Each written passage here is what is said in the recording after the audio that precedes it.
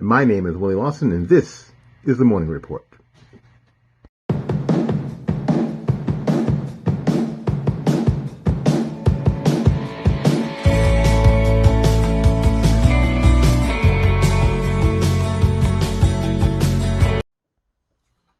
Oh, good evening, or good morning, or good afternoon, or whenever you're watching this. My name is Willie Lawson, and I am the CEO, head cook, chief bottle washer for FightbackMedia.com. Thank you for coming over to Fightback Media TV. I'd love to hear how you got here. There's a little box right down there at the bottom of the screen. You can put your name and email address in. We'd love to be able to let you know when something special is happening here on fightbackmedia.com. This is our year of expansion. We are not contracting. A lot of people want to contract this year because of the current political situation, but that's exactly opposite of what we should be doing. So I wanted to do some stories today, and the first story I wanted to cover is that I don't know whether people are aware of it or not, but there are people who are leaving California. I know you already know people leaving California, but I don't think people really understand the impact it's going to have on California and the people that are left in California. The impact is going to be pretty big. You know, way back in 2017, 2018, they did a study that the data from the IRS data is in that California lost approximately $8.8 billion in potential income, in adjusted gross income. And that's income that they tax. And you know that California, what they know how to do more than anything else, after recovering from earthquakes, is tax the living bejeebus out of people. And when you talk about moving $8.8 billion potential dollars, tax dollars, out of the system, that's going to cause an awful lot of turbulence, a sort of fiscal earthquake in and of itself, that those who are left behind are going to be left holding the bag. We're talking about, at this point, the last data says something like 70,000 households are leaving California. 70,000 households. Imagine where you live, that 70,000 households, just people from everyone on the block and your neighborhood and your city just left. That's a lot of people, and we're talking about 165,000 plus taxpayers left. So it's not just the income. When we're talking about state income tax, and we're talking about income tax from the small municipalities that tax people, city taxes, that kind of stuff. We're talking about the tax on cars, for getting a tag, a license, registration, those kind of things, property taxes, even those paid in by rent. California is losing a lot of money. It isn't just people or prestige they're losing; it's actual physical cash money that they're bleeding because people are leaving California. Now, there was a study done on why people were leaving, and it's because of California's policies, bad policies on economics and education and any number of other things.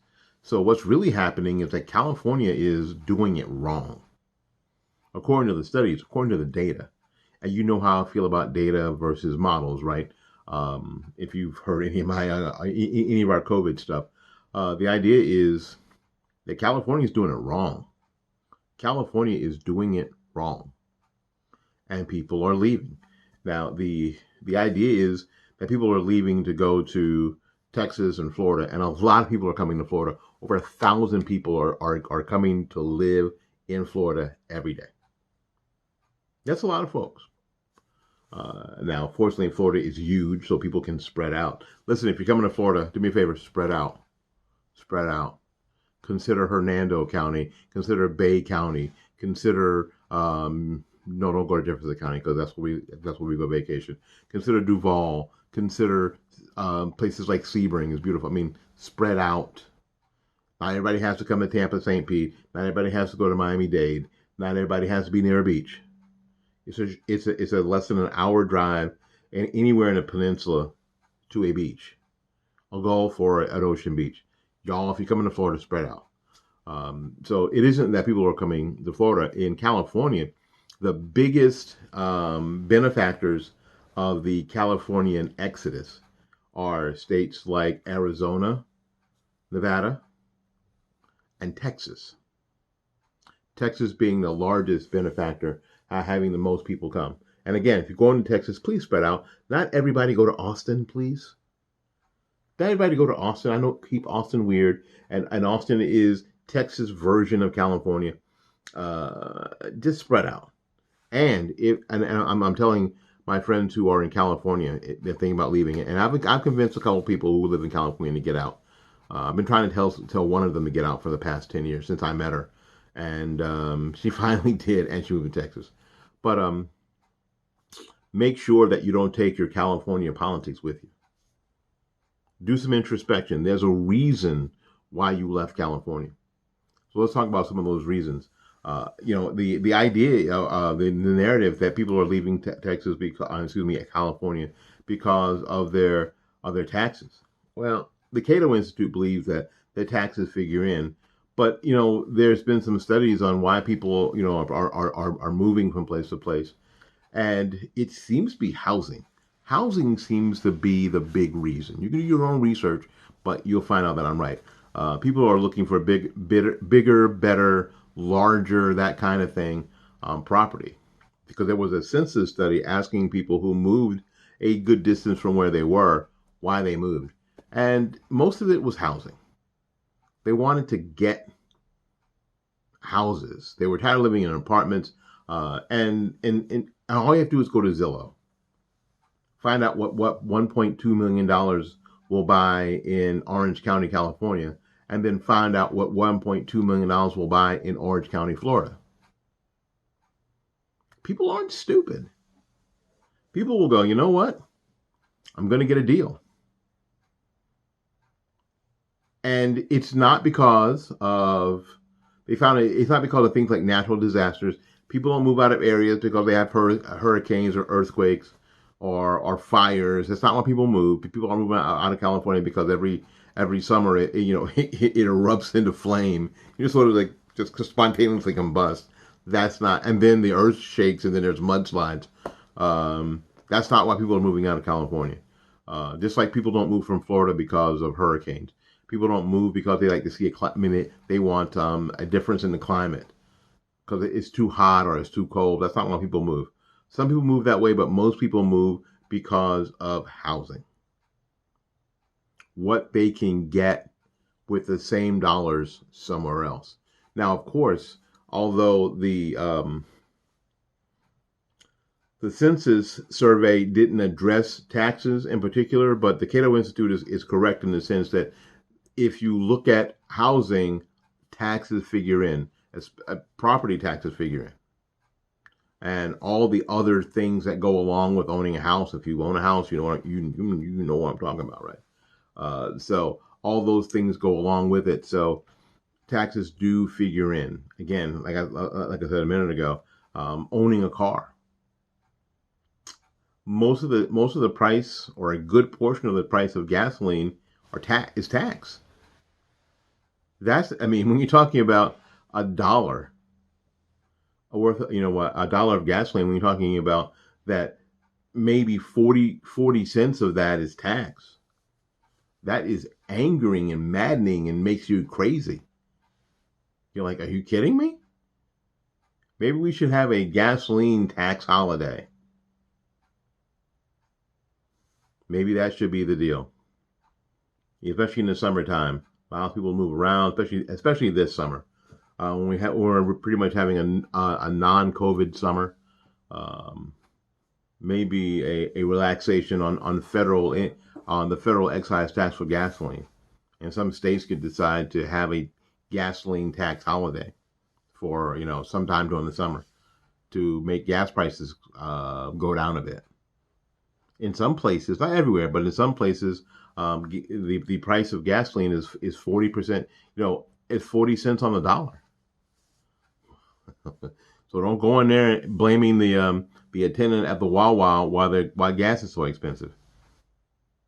They get so little of that money that it doesn't make any difference. We found some people during the Obama administration getting rid of their pumps. Getting rid of their pumps. Can you imagine? So this is happening in places like California too. So taxes do figure into the story. So again, before we leave this story, if you're in California and you're moving somewhere else, keep your Californian politics in California. When you go to the new place, embrace the new place. Remember why you left where you were, and really, really be introspective on the things that you didn't like, and try to embrace the new. I'm sure the citizens of Arizona and Nevada and Texas and Florida would really appreciate it, and will welcome you with open arms because of it. All right, we're going to get out of here and get to the next story. Thank you ever so much for coming to our new thing, Fight Back Media TV. We hope you like it.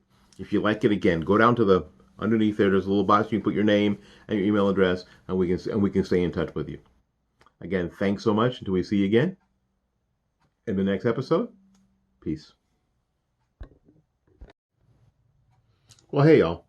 And as if it couldn't get more ouchy for Ouchie Fauci, there was an email uncovered from a dude named Peter Daszak that basically thanks Anthony Fauci for running cover for the lab, the virology lab in Wuhan.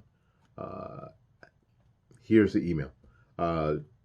Tony, after the P1 and the HR1 grant publicly targeted by Fox News reporter at the presidential press briefing last night, I just wanted to say a personal thank you on behalf of our staff and collaborators for publicly standing up and stating that scientific evidence supports a natural origin for COVID-19 from bat to human spillover, not a lab release from the Wuhan Institute of Virology. From my perspective, your comments are brave, because lies are brave, right? And coming from your trusted voice will help dispel the myths being spun about the virus's origin. Once this pandemic is over, I look forward to thanking you in person and letting you know how important your comments are to all of us. Cheers, Peter Daszak. Well, it's interesting, isn't it, that what we're finding out, even now Fauci is saying, well, there may be, and it's something that we said, a lot of us who are on the right have been saying all along, that some of this, it just seems too coincidental that right down the street, basically from this wet market, this high level 4 level or level 4 virology lab seemed weird. And it seemed weird that there were researchers there at the virology lab that got COVID-like symptoms and died, right?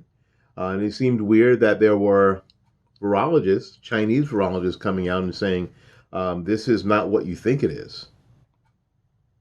Interesting. And it's different when, somebody from the U.S. comes out and says something crazy, because what they're pretty sure of is their family's not going to be arrested. The worst thing that can happen is that their TikTok account gets deleted. Then they're not going to worry about their family being arrested. And they're not going to have to worry about going into hiding. But when these Chinese doctors come out and say that this is not what you think it is, that this is not some dude ate a bat and then the world got sick, that this is some really serious stuff coming out of this virology lab that may even be on the brink of bioterrorism. Definitely a sort of this bioterrorist warfare kind of thing. and they are risking everything that maybe we should pay attention to that a little bit. You think? You think? Well, we're paying attention for sure now. Uh, I wonder how well this is going to play out. I wonder if Fauci's going to get any more emails saying, "Great job, yeah, the virus leaked from the lab, and basically you let everybody know. Thank you." I'm guessing that that's not going to happen. But whatever happens, stay tuned here to Fight Back Media TV. If you're interested in what we're doing here on Fight Back Media TV, please, please, please, let me know. Send me an email at fightbackmedia@gmail.com, fightbackmedia@gmail.com, fightbackmedia@gmail.com, and I'll let you know how you can help. How about that? All right, till we see you again. Have a great day.